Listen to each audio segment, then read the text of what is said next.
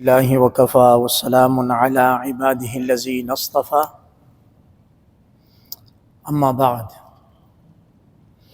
فاعوذ باللہ من الشیطان الرجیم بسم اللہ الرحمن الرحیم سبحان الذی اسری بعبده لیلا من المسجد الحرام الى المسجد الاقصى الذی بارکنا حولہ لنریہ من آیاتنا انہ هو السمیع البصیر آمنت باللہ صدق اللہ العظیم وروی عن النبی صلی اللہ علیہ وسلم انہ قال اعطیت خمسا لم یعطہن قبل الى آخر الحدیث۔ معزز سامعین کرام، السلام علیکم ورحمۃ اللہ وبرکاتہ۔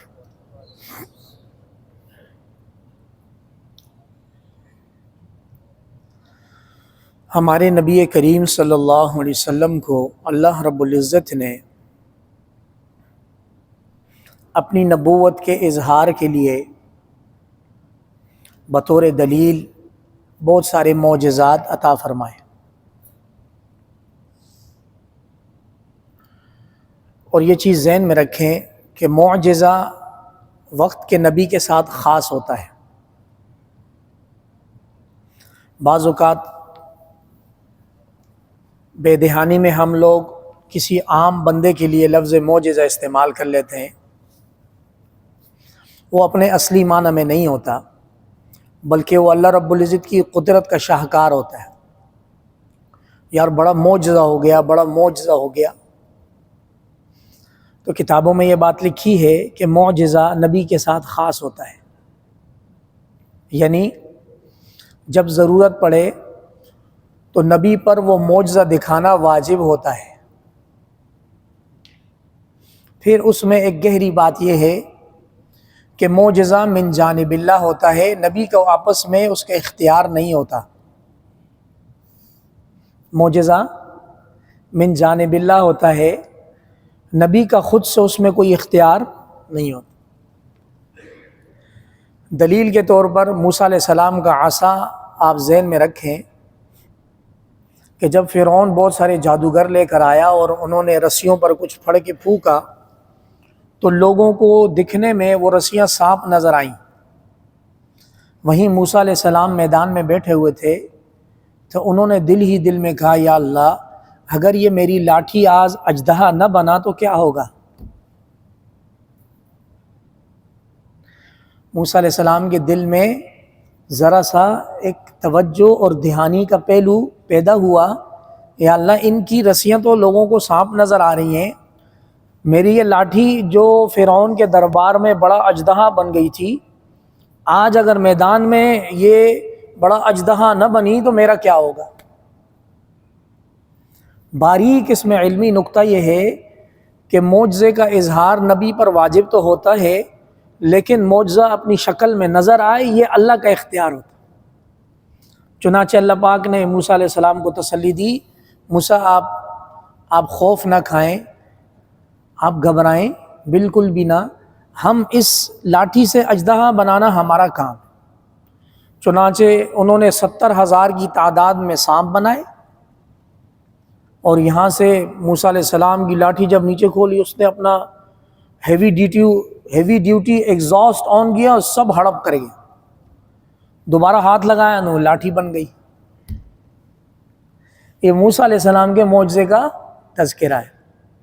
بات یہاں سے چلی کہ نبی پر نبوت کی دلیل کے لیے، نبی پر نبوت، اچھا یہ ساری چیزیں بیونڈ دا لمٹس ہیں، کسی کو نبی بنایا جانا یہ اللہ کا اختیار ہے، اس میں انسان کا اپنا عمل دخل نہیں ہے۔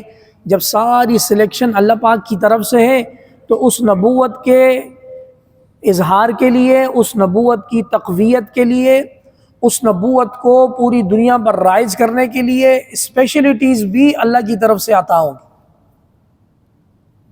ایسی چیزیں عطا ہوں گی جو عام طور پر عوام الناس میں کسی کے پاس اس طرح کی صلاحیت نہیں ہوتی۔ اب یہ چھوٹی سی بات سمجھنے کے بعد ہم اپنے نبی کریم صلی اللہ علیہ وسلم کے کچھ مستند معجزات کی بات کرتے ہیں۔ ہمارے حضور صلی اللہ علیہ وسلم کو اللہ پاک نے ایسے معجزات عطا فرمائے جو پچھلے تمام نبیوں کے معجزات پر حاوی۔ انشاءاللہ یہ بات آگے چلتے ہوئے آخر میں اس کے ایک اچھا نتیجہ نکلے گا۔ میں تھوڑی سی ذہن سازی کرنا چاہ رہا ہوں۔ ہمارے نبی کریم صلی اللہ علیہ وسلم کو اللہ پاک نے قرآن مجید دیا۔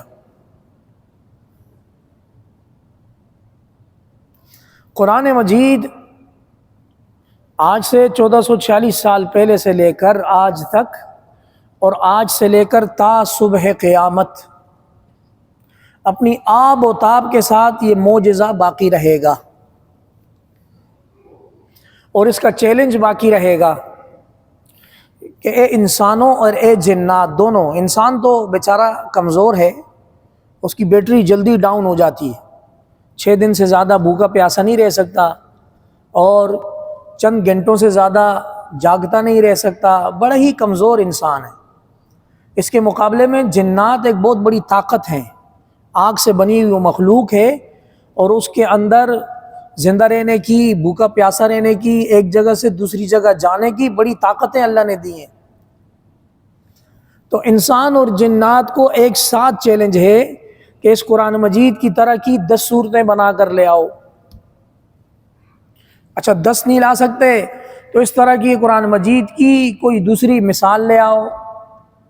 کوئی چھوٹی سی مثال نہیں لا سکتے، چلو ایک سورت چھوٹی سی تو بنا کر لے آؤ۔ اچھا یہ اصل میں چیلنج ہے عرب والوں کو، جن کی مادری زبان عربی ہے۔ ہم لوگ چونکہ عجم میں آنکھ کھولی ہے، لہٰذا اس معجزے کا ہمیں کچھ پتہ ہی نہیں ہے، سر کے اوپر سے۔ ہمارے نزدیک 10 صورتیں بنانا، ایک صورتیں بنانا ایسے ہی ہے جیسے کچھ بھی نہ بنانا ہے، کیونکہ ہمیں عربی سے اتنا شغف ہی نہیں ہے، نہ تعلق ہے، نہ شوق ہے۔ حالانکہ اس کی گہرائی اتنی ہے، حالانکہ عربی زبان کی گہرائی اتنی ہے، مجھے یاد پڑتا ہے جو دن اور رات کے 24 گھنٹے ہیں نا، اس میں سے ہر گھنٹے کی گھڑی کا الگ ٹائم ہے۔ اتنی وسعت ہے، گھوڑا ہے اس کے پتہ نہیں 10 نام ہیں، الگ الگ عمر کے، الگ الگ نسل کے۔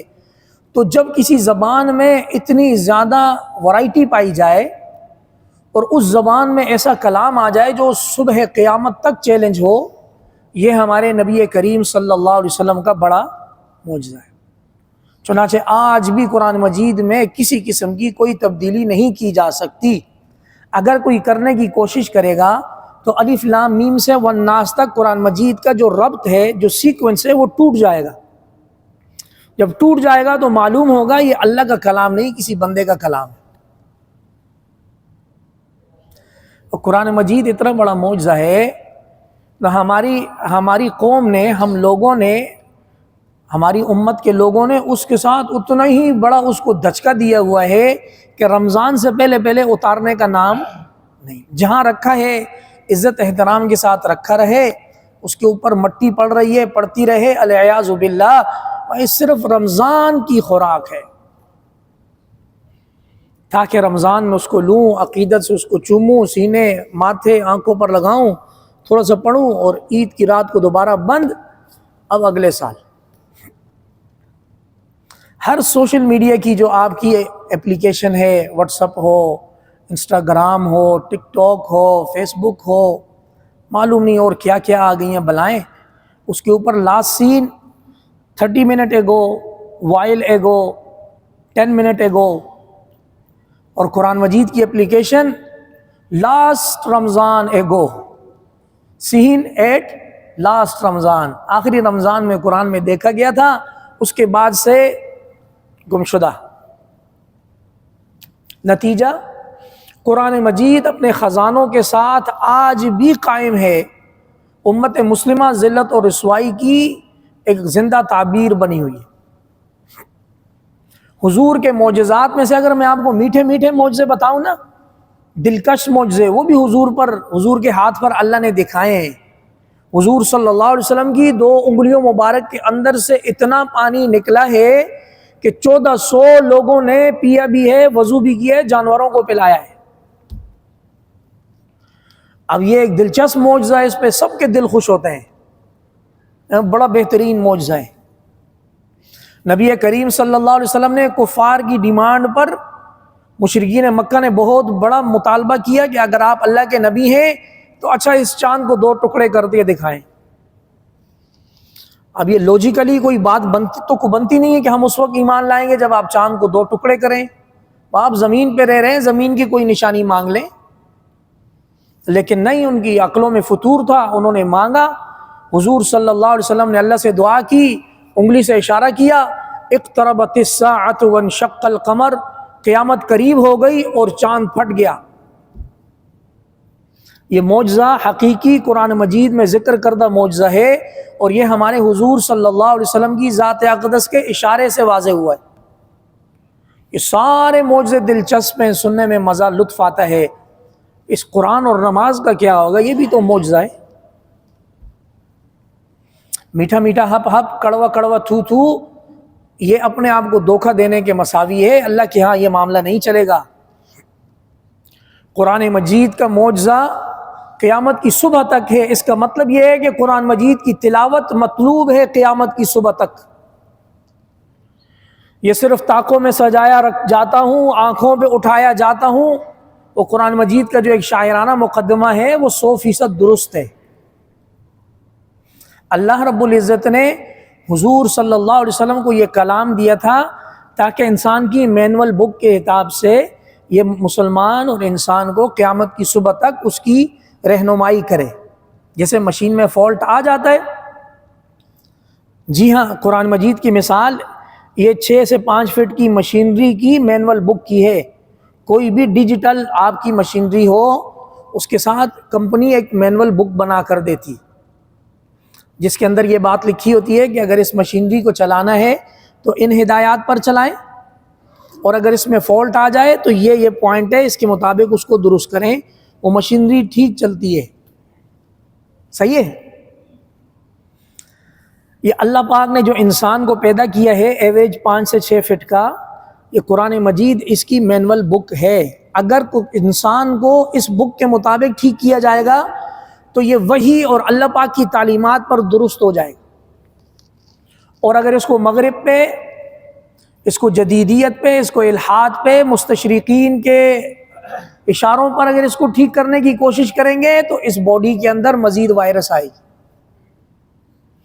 تو قرآن مجید ایک مینول بک بطور معجزہ قیام صبح قیامت تک قائم رہے گا۔ اس کا مطلب یہ ہے کہ جو لوگ اس قرآن کو، اللہ کو، اس کے نبی کو ماننے والے ہوں گے، ان کو اس کی تلاوت کرنی چاہیے۔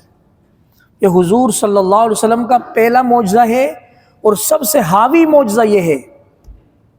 حضور کی معجزات کی اگر فہرست بنائی جائے تو اس میں سب سے پہلے تذکرہ قرآن مجید کا آتا ہے، اور یہ تذکرہ اور قرآن مجید قیامت کی صبح تک اپنے چیلنج کے ساتھ باقی رہے گا۔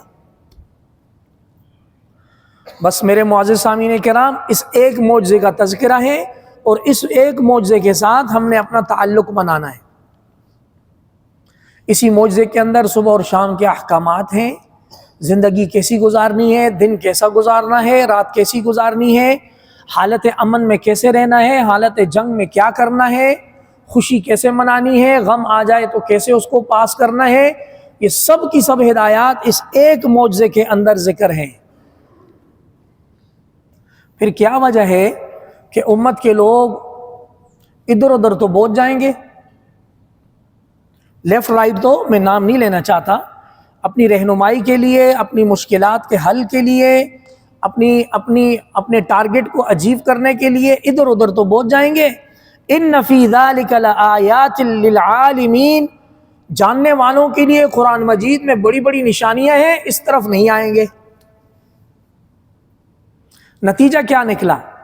نتیجہ یہ نکلا کہ قرآن مجید اپنے تمام خزانوں کے ساتھ، اپنی تمام ہدایات کے ساتھ آج بھی محفوظ ہے، امت البتہ در بدر رسوا ہوتی جا رہی۔ اور حضور صلی اللہ علیہ وسلم کو وہ فرمان، ان اللہ تعالی یرفع بہذا الکتاب اقواما ویضع بہ آخرین، یقیناً اللہ رب العزت اس قرآن کے ذریعے، یعنی جو قومیں امت کا جو حصہ اس قرآن کو سر پر سجا کر رکھے گا، یعنی اس کی مانے گا، اللہ پاک اس کو بلندی عطا کریں گے۔ اور جو امت، جو قوم، جو قبیلہ، جس علاقے کے لوگ یا جس ملک کی نیشن اس قرآن مجید کو پس پش ڈال دیں گے، اللہ پاک ان کو ذلت کی گھاٹیوں میں اتاریں گے۔ وَيَضَعُ بِهِ آخَرِينَ، اللہ پاک ذلت میں اتاریں گے۔ ان اشراف امتی حملۃ القرآن، ہر قوم کا کوئی نہ کوئی معزز ہوتا ہے۔ حضور کا فرمان ہے، اللہ پاک نے فرمایا ہے، اے میرے محمد، آپ کے امت کے معزز ترین لوگ وہ ہوں گے جو قرآن کے ماہر ہوں گے۔ حافظ، قاری یا کوئی عام بندہ جو قرآن مجید سے اپنا اتنا تعلق قائم کر لے گا کہ اس کو قرآن کا مطلب، مفہوم، اس کے عمل کرنے والی باتوں پر عمل، اس کے بچنے والی باتوں سے اجتناب کرتے ہوئے وہ قرآن کا ماہر ہوگا، اللہ پاک کے ہاں بڑی عزت پائے گا۔ قرآن مجید میں کوئی اوور ایج یا اوور لمٹ نہیں ہوتا۔ اور ہمارا المیہ یہ ہے کہ ہماری قوم کو ساری دنیا کے کام کرنے کے بعد قرآن مجید یاد آتا ہے۔ یار جاب کا ایک زمانہ گزر گیا، بزنس اسٹیبلش ہو گئی، اولاد کی شادیاں ہو گئی، سب ہو گئے، چلو یار اب قرآن پڑھ لیتے ہیں۔ کیا ہو گیا بھائی؟ اس نبی کے ساتھ اتنی وفا ہے، اس نبی کے ساتھ اتنی ہی وفا ہے کہ اس نے مکہ مکرمہ کی پردیسی کاٹی، جلا وطن کیے گئے، مدینہ منورہ میں 10 سال حالت جنگ میں رہے۔ حالانکہ اللہ نے ان کو آفر کی تھی، اے میرے محمد اگر آپ کو ضرورت ہے تو ہم آپ کو احد پہاڑ سونے کا بنا دیتے ہیں، آپ بھی کھائیں گے، آپ کی امت قیامت تک کھائے گی۔ ہم سے یہ ریکارڈ ایک نہیں سنبھالا جاتا بلوچستان والا، کبھی کس کو معاہدہ دیتے ہیں، کبھی کیا کرتے ہیں، کبھی کیا کرتے ہیں۔ احد پہاڑ، جو لوگ گئے، احد پہاڑ کا پتھر باقی پہاڑوں کے پتھر سے بڑا عجیب ہے، وہ نوکیلا اور جاندار اور وزندار پتھر ہیں۔ لیکن چونکہ حضور صلی اللہ علیہ وسلم کی نگاہ اپنی امت کی فلاح و بہبود، دنیا جیسی تیسی بھی گزر جائے، آخرت کی کامیابی پر مرکوز تھی، لہٰذا اللہ رب العزت سے یہ تمنا کی، یا اللہ میری امت کو آخرت میں رسوا نہ کرنا۔ میرے معزز سامعین کرام، نبی کریم صلی اللہ علیہ وسلم کی معجزات میں سے بڑے بڑے معجزہ ہیں۔ واقعہ معراج حضور کا معجزہ ہے۔ آج بھی سپر سونک طیارہ اتنی اسپیڈ نہیں لگا سکتا جتنا حضور کی سواری براق نے معراج کی رات میں مکہ مکرمہ سے بیت المقدس تک لگائی۔ وہ اسپیڈ ابھی تک انسان اس کو مینٹین نہیں کر سکا ٹیکنالوجی کے باوجود، شاید آگے جا کے کر بھی دے، کیونکہ ہمارے نبی کریم صلی اللہ علیہ وسلم نے ایک انوینشن کی بنیاد رکھ دی، اب انسان اس پر تجربہ کرتے کرتے وہاں تک پہنچ سکتا ہے۔ لیکن حضور صلی اللہ علیہ وسلم کا زمانہ 1440 سال پہلے کا ہے، اور آج کا زمانہ ٹیکنالوجی کا ہے۔ کوئی بعید بات نہیں انسان کوشش کر کے اس اسپیڈ تک پہنچ جائے، لیکن میرے نبی کریم صلی اللہ علیہ وسلم کو یہ معجزہ 1500 سال پہلے عطا کیا گیا۔ اسی طرح نبی کریم صلی اللہ علیہ وسلم کی ایک حدیث ہے کہ مکہ مکرمہ کے درخت اور پتھر مجھے سلام کیا کرتے تھے، حتیٰ کہ حضور صلی اللہ علیہ وسلم نے فتح مکہ کے بعد ایک صحابی کو وہ پتھر دکھایا بھی کہ یہ پتھر مجھے نبوت سے پہلے سلام کرتا تھا۔ یہ ہمارے حضور صلی اللہ علیہ وسلم کے مستند معجزات ہیں۔ 2 انگلیوں کے درمیان سے پانی کا جاری ہونا، یہ حضور صلی اللہ علیہ وسلم کا مستند معجزہ ہے۔ 6 بندوں کے لیے جابر رضی اللہ تعالیٰ عنہ نے غزوہ خندق کے موقع پر چھوٹا سا گوشت بنایا، صرف 6 بندوں کے لیے۔ اہلیہ نے تاکید کر کے بھیجا کہ جائیں حضور اور حضور کے قریبی ساتھیوں کو بلانا، اتنا زاد نہیں ہے، اتنی خوراک نہیں ہے کہ سب آ جائیں۔ اب یہاں معجزہ رونما ہوا، حضرت جابر نے آ کر کان میں بولا، حضور صلی اللہ علیہ وسلم نے سماعت کی، کہا اچھا اے صحابہ آؤ، جابر نے دعوت کی۔ حضرت جابر، الفاظ ہیں تشریح کے، حضرت جابر نے کہا مارا گیا۔ 6 بندے کہاں 80 اور 100 افراد، اتنے مجاہدین بھوکے پیاسے خندق کھودتے ہوئے، تو کچھ بھی نہیں ہے گھر میں۔ اب چونکہ حضور صلی اللہ علیہ وسلم کو ساری حقیقت بتا دی تھی، حضور نے جاننے کے بعد منادی لگا، یہ صحابہ آؤ، آج جابر نے دعوت کی۔ انہوں نے حضور سے اجازت مانگی، سچا واقعہ، انہوں نے حضور سے اجازت مانگی، حضور میں ذرا گھر جاؤں انتظام کروں۔ بھاگے بھاگے وہیں شعب جابر ہے، آج وہاں مسجد قائم ہے، جب مدینہ منورہ جائیں تو ان کی مسجد میں نماز ادا کیا کریں۔ وہاں پہنچے، گھر میں اہلیہ سے کہا کہ حضور تو اپنے سارے لشکر لوگوں لے کر آ رہے ہیں۔ بیگم نے آگے سے کچھ باتیں جو کہنی ہوتی ہیں نسوانی طور پر وہ کہیں ان کو، انہوں نے کہا اللہ تیرا بھلا کرے، میں نے 5 سے 6 بندوں کی تاکید سے دعوت دی تھی، حضور نے اعلان کیا کہ آؤ، جابر نے دعوت کی ہے۔ اہلیہ کو اللہ نے ایمان دیا تھا، حضرت جابر سے کہا پھر بس اگر حضور نے جانتے ہوئے سب کو دعوت دی ہے تو حضور جانے رب جانے، ہمارا کھانا یہی ہے۔ حضور صلی اللہ علیہ وسلم اپنے بھوکے پیاسے مجاہدین کے ساتھ بیٹھے، کہا 10 کی ٹولیاں جابر کے گھر آنا، گھر والوں کو منع کرو، پتیلی کے اوپر سے ڈھکنا نہیں اٹھانا ہے، جس کے اندر روٹی رکھی ہے اس کے اوپر رومال رکھا رہے۔ حضور صلی اللہ علیہ وسلم نے برکت کی دعا کی، کہا ڈھکنے کے اندر سے ڈال کے دیتے جاؤ اور رومال کے اندر سے روٹی نکال کے دیتے جاؤ۔ 100 صحابہ کرام نے 6 بندوں کا کھانا کھایا، کھانا ویسے کا ویسا باقی بچا رہا۔ یہ ہمارے نبی کریم صلی اللہ علیہ وسلم کے سچے معجزات ہیں، مستند، صحیح بخاری شریف، مسلم شریف میں ان کا تذکرہ ہے۔ لیکن میرے معزز سامعین کرام، ان معجزات میں ٹاپ آف دی لسٹ قرآن مجید ہے۔ ہمارا قرآن سے تعلق کیا ہے؟ واللہ جتنا ظلم ہم لوگوں نے قرآن مجید پر کیا ہے اتنا شاید ہی کوئی امت اپنے خیر خواہ کے ساتھ کرے۔ ہمارے اپنا قرآن مجید کمزور، ہماری اولاد کا کمزور، پوتے نواسیوں کا کمزور، قرآن کے لیے 15 سے 20 منٹ کا ٹویٹر لگا کر ہم یہ سمجھتے ہیں ہم نے بہت بڑا کارنامہ انجام دے دیا۔ بہت فیل ہیں ہم لوگ قرآن مجید کی قدردانی میں، قرآن مجید کو سمجھنے میں، قرآن مجید پر عمل کرنے میں ہم لوگ ٹوٹلی فیل ہیں، فیل۔ نتیجہ کیا ہے؟ وہ جو غیر مسلم ہیں انہوں نے قرآن کو لیا ہے، اس کے اوپر ریسرچ کر کے، اس کی چھانٹی کر کے 3 حصوں میں تقسیم کیا ہے۔ نمبر 1 پرانے انبیاء کا قصہ، نمبر 2 آخرت کا، رسالت کا حصہ۔ ان لوگوں کو، ان 2 حصوں کو انہوں نے سائڈ پر چھوڑا کیونکہ وہ ایمان نہیں لاتے، چنانچہ انہوں نے قرآن مجید کے 2 حصوں کو سائڈ پر چھوڑا۔ تیسرا حصہ سائنس کا تھا، جو قرآن مجید کے اندر اس کہکشاں اور یونیورس کے متعلق آیات ہیں، اللہ کی نشانیاں ہیں، اس کو انہوں نے پکڑا، اس کے اوپر تجربات شروع کیے اور آج وہ کہاں سے کہاں پہنچ گئے۔ قرآن ہمارا، کتاب ہماری، دستور ہمارا، قانون ہمارا، اس کے ایک حصوں کو غیر نے پکڑا، وہ کہاں سے کہاں پہنچ گیا۔ اور اگر مسلمان اس سارے کے سارے کو پکڑ لے، اللہ پاک کے ہاں بڑا عزت اور شرف پائے۔ تو میری بات اس موضوع پر مکمل ہوتی ہے، قرآن مجید اللہ پاک کی طرف سے نبی کریم صلی اللہ علیہ وسلم کا معجزہ ہے، اور ایسا معجزہ ہے جو تا صبح قیامت باقی رہے گا۔ چنانچہ اگر امت باقی رہے گی تو امت کو چاہیے وہ اس قرآن مجید کی تلاوت کرے۔ اور یہ میرا بیان رمضان المبارک سے پہلے کا بیان اس لیے ہے کہ عذراء کرم رمضان سے پہلے اپنا انجن اسٹارٹ کریں۔ رمضان میں فلائی کرنا ہے، نیک اعمال کرنے ہیں، خوب اپنے آپ کو بوسٹ کرنا ہے، تو رمضان سے پہلے اپنے آپ کو اسٹارٹ کریں گے تو رمضان میں کام ہوگا۔ اور اگر رمضان کی یکم کو ہی آپ اسٹارٹ کریں گے تو آپ فیل ہو جائیں۔ اللہ کریم عمل کی توفیق عطا فرما دیں۔ وآخر دعوانا ان الحمدللہ رب العالمین۔ سنتیں ادا کیجئے اور آگے صف میں جگہ خالی